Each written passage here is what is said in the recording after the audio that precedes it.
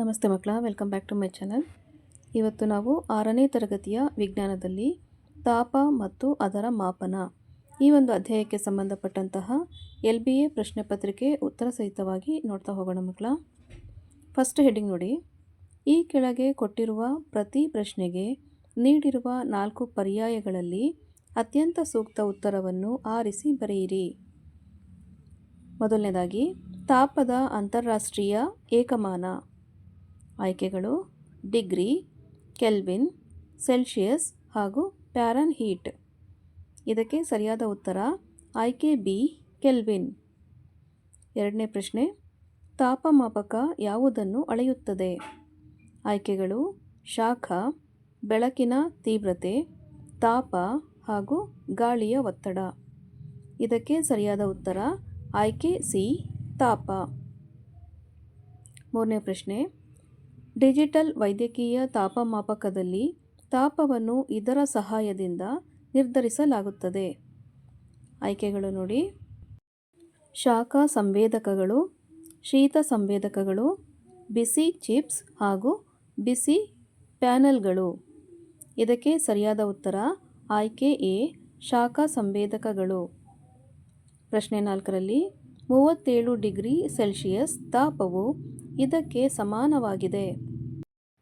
ಆಯ್ಕೆಗಳು 97.4 degree Fahrenheit, 97.6 degree Fahrenheit, 98.4 degree Fahrenheit ಹಾಗೂ 98.6 degree Fahrenheit. ಇದಕ್ಕೆ ಸರಿಯಾದ ಉತ್ತರ ಆಯ್ಕೆ ಡಿ, 98.6 ಡಿಗ್ರಿ ಫ್ಯಾರನ್ಹೀಟ್. ನೆಕ್ಸ್ಟ್ 5ನೇ ಪ್ರಶ್ನೆ, ತಾಪಮಾಪಕದ ಯಾವ ಭಾಗವು ಪಾದರಸವನ್ನು ಹೊಂದಿರುತ್ತದೆ? ಆಯ್ಕೆಗಳು ಕ್ಯಾಪಿಲರಿ ಟ್ಯೂಬ್, ಹೊರಗಿನ ಕವಚ, ಅಳತೆ ಪಟ್ಟಿ ಹಾಗೂ ಬುರುಡೆ. ಇದಕ್ಕೆ ಸರಿಯಾದ ಉತ್ತರ ಆಯ್ಕೆ ಡಿ, ಬುರುಡೆ. ನೆಕ್ಸ್ಟ್ ಹೆಡ್ಡಿಂಗ್ ನೋಡಿ ಮಕ್ಕಳ. ಕೆಳಗಿನ ಪ್ರಶ್ನೆಗಳಿಗೆ ಒಂದು ವಾಕ್ಯದಲ್ಲಿ ಉತ್ತರಿಸಿ. ಪ್ರಶ್ನೆ 6, ತಾಪ ಈ ಪರಿಕಲ್ಪನೆಯನ್ನು ವ್ಯಾಖ್ಯಾನಿಸಿ. ಉತ್ತರ, ಒಂದು ವಸ್ತುವಿನ ಬಿಸಿ ಅಥವಾ ತಣ್ಣನೆಯ ವಿಶ್ವಾಸಾರ್ಹ ಅಳತೆಯನ್ನು ಅದರ ತಾಪ ಎಂದು ಕರೆಯಲಾಗುತ್ತದೆ. ಪ್ರಶ್ನೆ 7, ತಾಪಮಾಪಕದಲ್ಲಿ ಸಾಮಾನ್ಯವಾಗಿ ಬಳಸುವ ದ್ರವ ಯಾವುದು? ಉತ್ತರ, ತಾಪಮಾಪಕದಲ್ಲಿ ಸಾಮಾನ್ಯವಾಗಿ ಬಳಸುವ ದ್ರವ ಪಾದರಸ ಅಥವಾ ಆಲ್ಕೋಹಾಲ್. ಪ್ರಶ್ನೆ 8, ಯಾವ ತಾಪಮಾಪಕ ತನ್ನ ಕ್ಯಾಪಿಲರಿ ಟ್ಯೂಬ್ನಲ್ಲಿ ಸಂಕುಚವನ್ನು ಹೊಂದಿದೆ? ಉತ್ತರ, ಕ್ಲಿನಿಕಲ್ ಥರ್ಮಾಮೀಟರ್. ಕ್ಲಿನಿಕಲ್ ಥರ್ಮಾಮೀಟರ್ ತಾಪಮಾಪಕ ತನ್ನ ಕ್ಯಾಪಿಲರಿ ಟ್ಯೂಬ್ನಲ್ಲಿ ಸಂಕುಚವನ್ನು ಹೊಂದಿದೆ. ಪ್ರಶ್ನೆ 9, ಆದಿತ್ಯ ತನಗೆ 101 ಡಿಗ್ರಿ ಜ್ವರವಿದೆ ಎಂದು ಹೇಳುತ್ತಾನೆ. ಅವನು ಸೆಲ್ಸಿಯಸ್ ಮಾಪಕದಲ್ಲಿ ಅಥವಾ ಫ್ಯಾರನ್ಹೀಟ್ ಮಾನದಲ್ಲಿ ಹೇಳಿದ್ದಾನೆಯೇ? ಉತ್ತರ, ಫ್ಯಾರನ್ಹೀಟ್ ಮಾಪಕ. ಆದಿತ್ಯ ತನಗೆ 101 ಡಿಗ್ರಿ ಜ್ವರವಿದೆ ಎಂದು ಫ್ಯಾರನ್ಹೀಟ್ ಮಾಪಕದಿಂದ ಹೇಳಿರುತ್ತಾನೆ. ಪ್ರಶ್ನೆ 10, ಯಾವ ತಾಪಮಾಪಕಗಳು ಪಾದರಸ ಹೊಂದಿರುವುದಿಲ್ಲ? ಉತ್ತರ, ಡಿಜಿಟಲ್ ಥರ್ಮಾಮೀಟರ್ ತಾಪಮಾಪಕಗಳು ಪಾದರಸವನ್ನು ಹೊಂದಿರುವುದಿಲ್ಲ. ನೆಕ್ಸ್ಟ್ ಹೆಡ್ಡಿಂಗ್ ನೋಡಿ ಮಕ್ಕಳ. ಹೊಂದಿಸಿ ಬರೆಯಿರಿ. ಪ್ರಶ್ನೆ 11ರಲ್ಲಿ ನೀರಿನ ಕುದಿಯುವ ಬಿಂದು. ಸರಿಯಾದ ಉತ್ತರ ಆಯ್ಕೆ ಸಿ, 100 ಡಿಗ್ರಿ. ಪ್ರಶ್ನೆ 12ರಲ್ಲಿ ನೀರಿನ ಘನೀಕರಣ ಬಿಂದು. ಉತ್ತರ ಆಯ್ಕೆ ಎ, 0 ಡಿಗ್ರಿ ಸೆಲ್ಸಿಯಸ್. 13ನೇ ಪ್ರಶ್ನೆ, ಡಿಜಿಟಲ್ ವೈದ್ಯಕೀಯ ತಾಪಮಾಪಕ. ಇದಕ್ಕೆ ಸರಿಯಾದ ಉತ್ತರ ಆಯ್ಕೆ ಇ, ಬ್ಯಾಟರಿಯಿಂದ ಕಾರ್ಯನಿರ್ವಹಿಸುತ್ತದೆ. ನೆಕ್ಸ್ಟು ಪ್ರಶ್ನೆ 14, 0 ಕೆಲ್ವಿನ್. ಇದಕ್ಕೆ ಸರಿಯಾದ ಉತ್ತರ ಆಯ್ಕೆ ಬಿ, ಸಂಪೂರ್ಣ ಶೂನ್ಯ. ನೆಕ್ಸ್ಟು ಪ್ರಶ್ನೆ 15ರಲ್ಲಿ ದ್ರವಲೋಹ. ಇದಕ್ಕೆ ಸರಿಯಾದ ಉತ್ತರ ಮಕ್ಕಳ, ಮೇಲಿನ ಹೆಡ್ಡಿಂಗಲ್ಲಿ ನಿಮಗೇನಾದರೂ ಕನ್ಫ್ಯೂಷನ್ ಇತ್ತಂದರೆ ಆನ್ಸರ್ನ ಕೆಳಗಡೆ ಸಹ ಕೊಟ್ಟಿದ್ದಾರೆ ನೋಡಿ. ಪ್ರಶ್ನೆ 11ಕ್ಕೆ ಸರಿಯಾದ ಉತ್ತರ ಆಯ್ಕೆ ಸಿ, 100 ಡಿಗ್ರಿ. ಪ್ರಶ್ನೆ 12ಕ್ಕೆ ಸರಿಯಾದ ಉತ್ತರ ಆಯ್ಕೆ ಎ, 0 ಡಿಗ್ರಿ ಸೆಲ್ಸಿಯಸ್. ಪ್ರಶ್ನೆ 13ಕ್ಕೆ ಸರಿಯಾದ ಉತ್ತರ ಆಯ್ಕೆ ಇ, ಬ್ಯಾಟರಿಯಿಂದ ಕಾರ್ಯನಿರ್ವಹಿಸುತ್ತದೆ.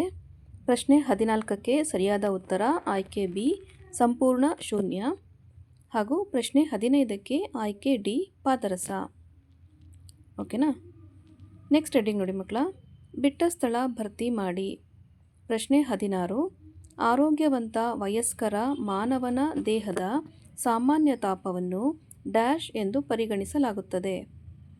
ಉತ್ತರ 37 ಡಿಗ್ರಿ ಸೆಲ್ಸಿಯಸ್. ಪ್ರಶ್ನೆ 17, ಮಂಜುಗಡ್ಡೆಯಷ್ಟು ತಣ್ಣನೆಯ ನೀರಿನ ತಾಪವನ್ನು ಡ್ಯಾಶ್ ತಾಪಮಾಪಕದಿಂದ ಅಳೆಯಲು ಸಾಧ್ಯವಿಲ್ಲ. ಇದಕ್ಕೆ ಸರಿಯಾದ ಉತ್ತರ ವೈದ್ಯಕೀಯ ತಾಪಮಾಪಕದಿಂದ ಅಳೆಯಲು ಸಾಧ್ಯವಿಲ್ಲ. ನೆಕ್ಸ್ಟ್ ಹೆಡ್ಡಿಂಗ್ ನೋಡಿ, ಕೆಳಗಿನ ಪ್ರಶ್ನೆಗಳಿಗೆ 2-3 ವಾಕ್ಯಗಳಲ್ಲಿ ಉತ್ತರಿಸಿ. ಪ್ರಶ್ನೆ 18, ಎಷ್ಟು ರೀತಿಯ ತಾಪಕಗಳಿವೆ? ಅವುಗಳ ಹೆಸರುಗಳನ್ನು ತಿಳಿಸಿ. ಉತ್ತರವನ್ನು ನೋಡಿ, ಥರ್ಮಾಮೀಟರ್ಗಳಲ್ಲಿ 2 ವಿಧಗಳಿವೆ. ಥರ್ಮಾಮೀಟರ್, ತಾಪಮಾಪಕ 2 ಸೇಮ್ ಆಗುತ್ತೆ ಮಕ್ಕಳ. 2 ವಿಧಗಳಂತ ಹೇಳಿದ್ರೆ, ಒಂದು ಕ್ಲಿನಿಕಲ್ ಥರ್ಮಾಮೀಟರ್ ಹಾಗೂ ಪ್ರಯೋಗಾಲಯದ ಥರ್ಮಾಮೀಟರ್. ಪ್ರಶ್ನೆ 19, ದೇಹದ ತಾಪದ ಮೇಲೆ ಪ್ರಭಾವ ಬೀರುವ ಅಂಶಗಳು ಯಾವುವು? ಉತ್ತರ, ದೇಹದ ತಾಪವು ಈ ಅಂಶಗಳಿಂದ ಪ್ರಭಾವಿತವಾಗಿರುತ್ತವೆ. ಯಾವುದು ಅಂತ ಹೇಳಿದ್ರೆ, ವಯಸ್ಸು, ದಿನದ ಸಮಯ ಹಾಗೂ ಚಟುವಟಿಕೆಯ ಮಟ್ಟ. ಪ್ರಶ್ನೆ 20, ತಾಪವನ್ನು ಅಳೆಯುವ 3 ವಿವಿಧ ಮಾಪಕಗಳು ಯಾವುವು? ಉತ್ತರ, ತಾಪವನ್ನು ಅಳೆಯುವ 3 ಮಾಪಕಗಳೆಂದರೆ ಸೆಲ್ಸಿಯಸ್ ಮಾಪಕ, ಫ್ಯಾರನ್ಹೀಟ್ ಮಾಪಕ ಹಾಗೂ ಕೆಲ್ವಿನ್ ಮಾಪಕ. ಪ್ರಶ್ನೆ 21, ಪಾದರಸ ತಾಪಮಾಪಕಗಳನ್ನು ಡಿಜಿಟಲ್ ವೈದ್ಯಕೀಯ ತಾಪಮಾಪಕಗಳಿಂದ ಬದಲಾಯಿಸಲಾಗುತ್ತಿದೆ. ಕಾರಣಗಳನ್ನು ನೀಡಿ. ಉತ್ತರ, ಪಾದರಸವು ಅತ್ಯಂತ ವಿಷಕಾರಿ ವಸ್ತುವಾಗಿದ್ದು, ಥರ್ಮಾಮೀಟರ್ ಆಕಸ್ಮಿಕವಾಗಿ ಹೊಡೆದರೆ ಅದನ್ನು ವಿಲೇವಾರಿ ಮಾಡುವುದು ಕಷ್ಟ. ಆದ್ದರಿಂದ ಪಾದರಸ ಥರ್ಮಾಮೀಟರ್ಗಳನ್ನು ಡಿಜಿಟಲ್ ಥರ್ಮಾಮೀಟರ್ಗಳಿಂದ ಬದಲಾಯಿಸಲಾಗುತ್ತಿದೆ. ಪ್ರಶ್ನೆ 22, ನಮ್ಮ ದೇಹದ ತಾಪವನ್ನು ಅಳೆಯಲು ಪ್ರಯೋಗಾಲಯ ತಾಪಮಾಪಕವನ್ನು ಬಳಸಲಾಗುವುದಿಲ್ಲ. ಕಾರಣ ನೀಡಿ. ಉತ್ತರ, ಏಕೆಂದರೆ ಪ್ರಯೋಗಾಲಯದ ಥರ್ಮಾಮೀಟರ್ನ ವ್ಯಾಪ್ತಿಯು ಅದರ ಉದ್ದವಾದ ಮತ್ತು ಕಿರಿದಾದ ಕೊಳವೆಯಿಂದ ನಿರೂಪಿಸಲ್ಪಟ್ಟಿದೆ ಮತ್ತು ಮಾಪಕವು ಸಾಮಾನ್ಯವಾಗಿ ಮಾನವ ತಾಪದ ವ್ಯಾಪ್ತಿಯನ್ನು ಮೀರಿರುತ್ತದೆ. ನೆಕ್ಸ್ಟ್ ಹೆಡ್ಡಿಂಗ್ ನೋಡಿ ಮಕ್ಕಳ, ಕೆಳಗಿನ ಪ್ರಶ್ನೆಗಳಿಗೆ 4-5 ವಾಕ್ಯಗಳಲ್ಲಿ ಉತ್ತರಿಸಿ. ಪ್ರಶ್ನೆ 23, ವೈದ್ಯಕೀಯ ತಾಪಮಾಪಕ ಮತ್ತು ಪ್ರಯೋಗಶಾಲಾ ತಾಪಮಾಪಕಗಳ ನಡುವಿನ 4 ವ್ಯತ್ಯಾಸಗಳನ್ನು ಬರೆಯಿರಿ. ಉತ್ತರ, ಕ್ಲಿನಿಕಲ್ ಥರ್ಮಾಮೀಟರ್. ಇದನ್ನು ಮಾನವ ದೇಹದ ತಾಪವನ್ನು ಅಳೆಯಲು ವಿಶೇಷವಾಗಿ ತಯಾರಿಸಲಾಗುತ್ತದೆ. ಇದರ ವ್ಯಾಪ್ತಿ 35 ಡಿಗ್ರಿ ಸೆಲ್ಸಿಯಸ್ನಿಂದ 42 ಡಿಗ್ರಿ ಸೆಲ್ಸಿಯಸ್ವರೆಗೆ ಇರುತ್ತದೆ. ಇದು ಕಿಂಕ್ ಎಂಬ ಸಣ್ಣ ಬಾಗುವಿಕೆಯನ್ನು ಹೊಂದಿದೆ.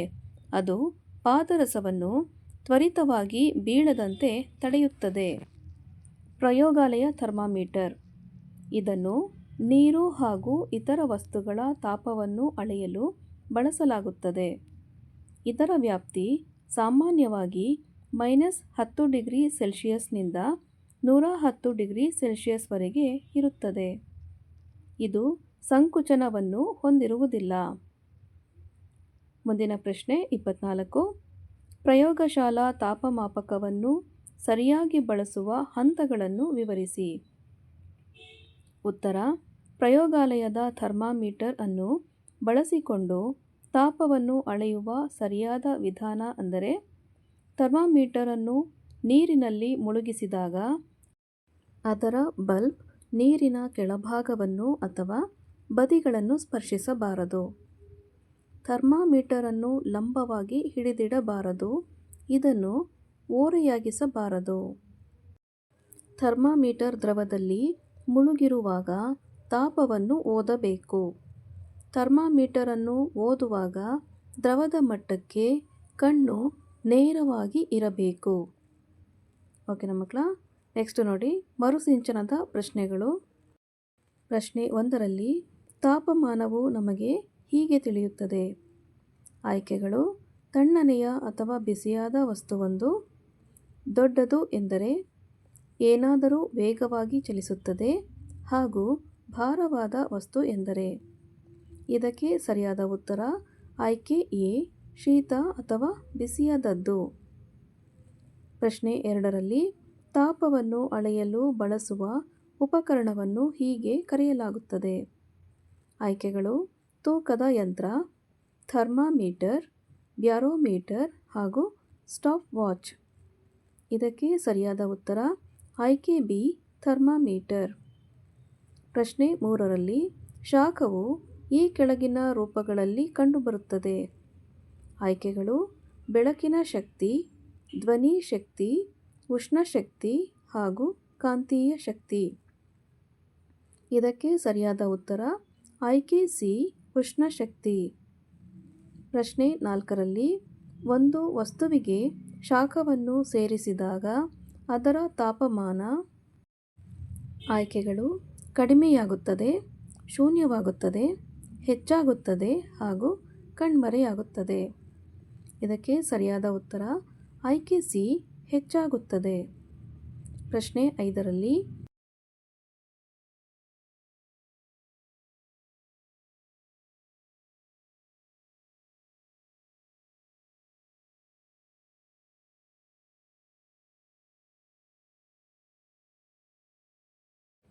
ಕ್ಲಿನಿಕಲ್ ಥರ್ಮಾಮೀಟರ್ ಬಳಸುವ ಮೊದಲು ನಾವು ಏನು ಮಾಡಬೇಕು? ಆಯ್ಕೆಗಳು: ಅದನ್ನು ಫ್ರೀಸ್ ಮಾಡಿ, ಪಾದರಸವನ್ನು ಕೆಳಗೆ ತರಲು ಅದನ್ನು ಅಲ್ಲಾಡಿಸಿ, ಅದನ್ನು ಕುದಿಸಿ ಹಾಗೂ ಬಿಸಿಲಲ್ಲಿ ಇರಿಸಿ.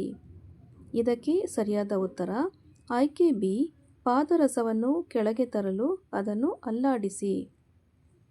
ಅರ್ಥ ಆಯ್ತಾ ಮಕ್ಕಳ?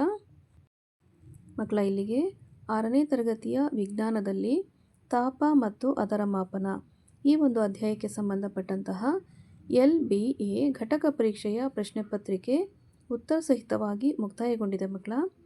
ಈ ಒಂದು ವಿಡಿಯೋ ನಿಮಗೆ ಇಷ್ಟ ಆದಲ್ಲಿ ದಯವಿಟ್ಟು ನಮ್ಮ ಚಾನಲ್ನ ಲೈಕ್ ಮಾಡಿ, ಶೇರ್ ಮಾಡಿ, ಸಬ್ಸ್ಕ್ರೈಬ್ ಮಾಡಿಕೊಂಡು ನಾವು ಹಾಕುವಂಥ ಎಲ್ಲ ವಿಡಿಯೋ ನೋಡ್ತಾ ನಮ್ಮನ್ನು ಎನ್ಕರೇಜ್ ಮಾಡ್ತಾ ಹೋಗಿ ಮಕ್ಕಳ. ಹಾಗೆ ಕಮೆಂಟ್ ಸೆಕ್ಷನ್ ಪಕ್ಕದಲ್ಲಿ ಒಂದು ಹೈಪನ್ನ ಬಟನ್ ಇದೆ, ದಯವಿಟ್ಟು ಅದನ್ನು ಪ್ರೆಸ್ ಮಾಡಿ ಅಂತ ಹೇಳ್ತಾ ಈ ವಿಡಿಯೋನ ಇಲ್ಲಿಗೆ ಮುಕ್ತಾಯಗೊಳಿಸ್ತಾ ಇದ್ದೀನಿ. Thank you for watching. Bye bye.